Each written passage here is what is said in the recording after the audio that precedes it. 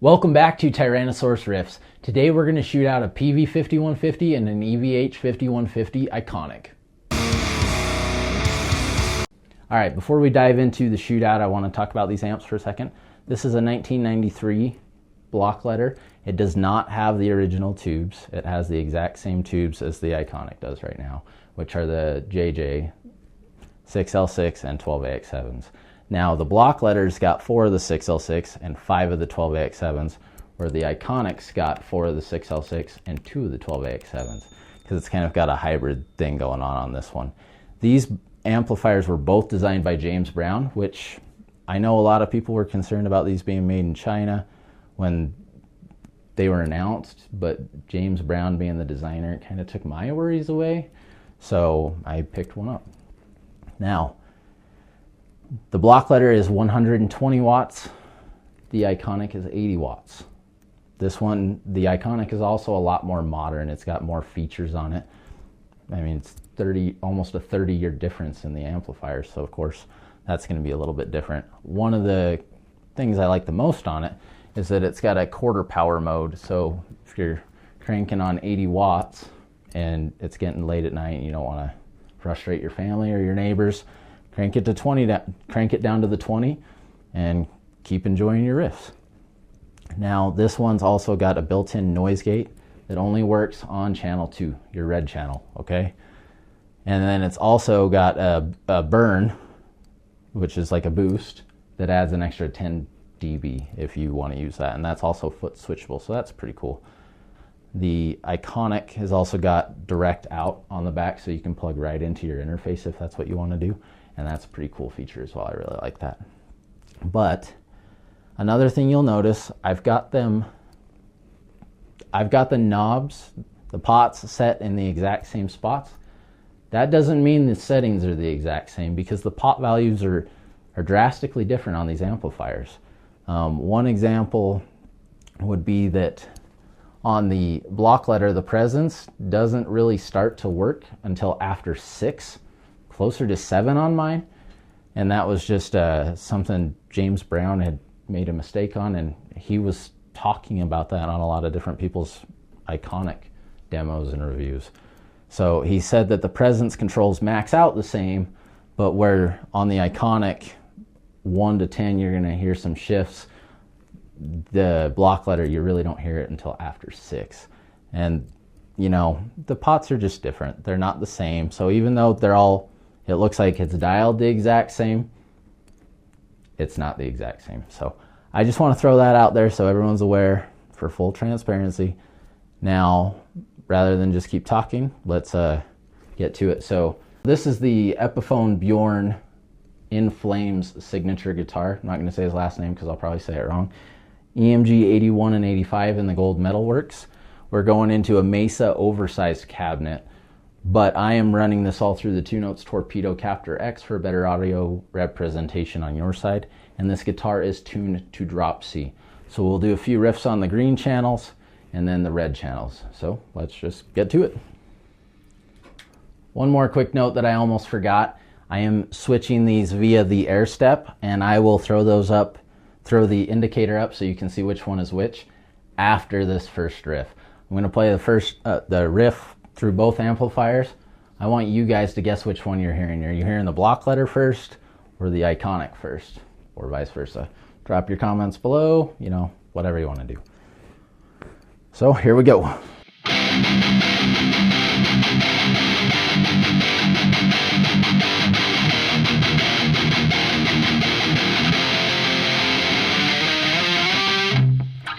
And for the second one.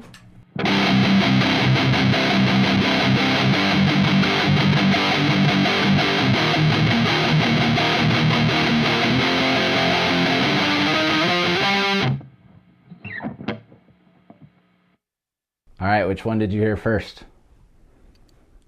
If you guessed Iconic, you would be correct. The Iconic was playing first and then the block letter. So no more guessing games, well, for now. I'll throw the indicator up, I don't know, somewhere on the screen, and you can tell which one I'm playing through at which times.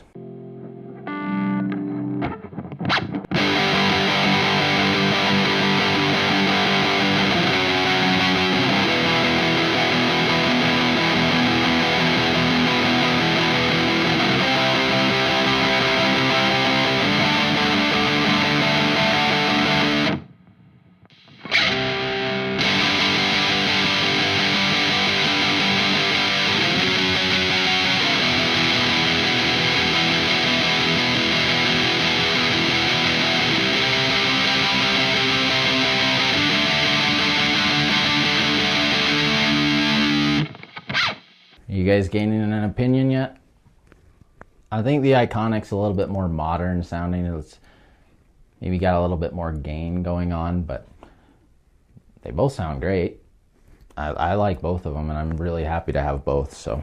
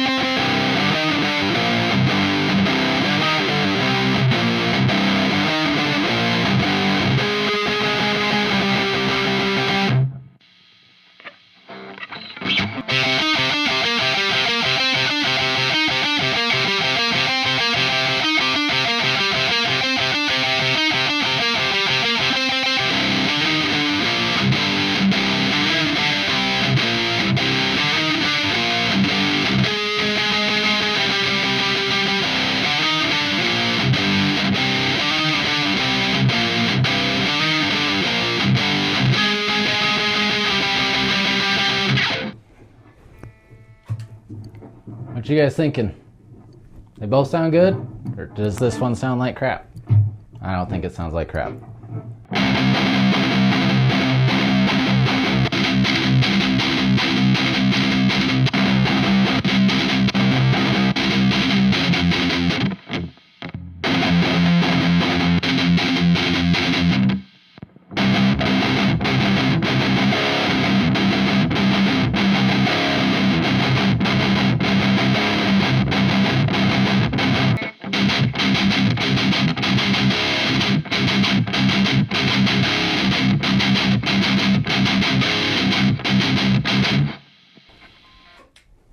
I dig both.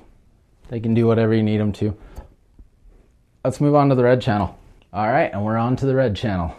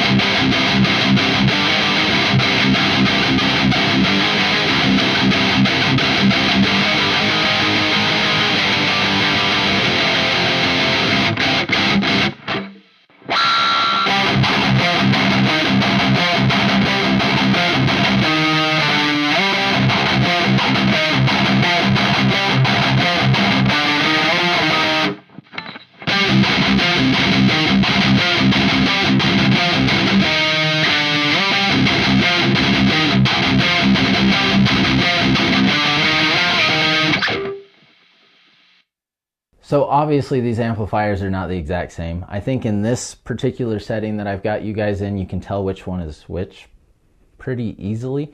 I do believe that I can dial this in to sound super identical to this one though. And after I play 2 more riffs, we're going to check out a 1-minute mix in which I will not tell you guys which amplifier is going at which time. It's going to be kind of switching at random times in there. And you're going to, let's find out how many of you can tell which one is which. I'm going to dial them as close as I can. And in 1 week, I will release that mix again as a YouTube Shorts showing which one was playing at which times. So we can see who all did well. I probably can't pass that test. I'm not very good at the blind tests. I always think I can do it, but we'll see. So I'll get that done here pretty quick. And let's do 2 more riffs and check out that mix.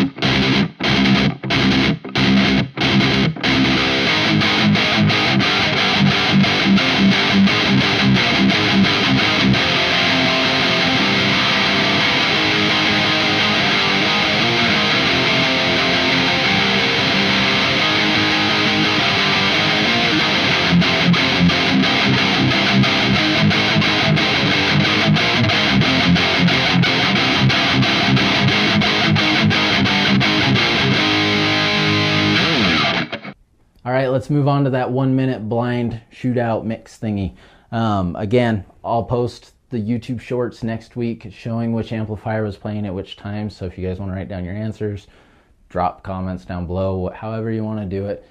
Watch for that. I hope you guys enjoyed this video. I had a lot of fun making it. I'm having a lot of fun with this channel, and I appreciate those of you that have left me really nice comments or left me a thumbs up. I appreciate it more than you will ever know. So thanks again for hanging out, and I'll see you next time.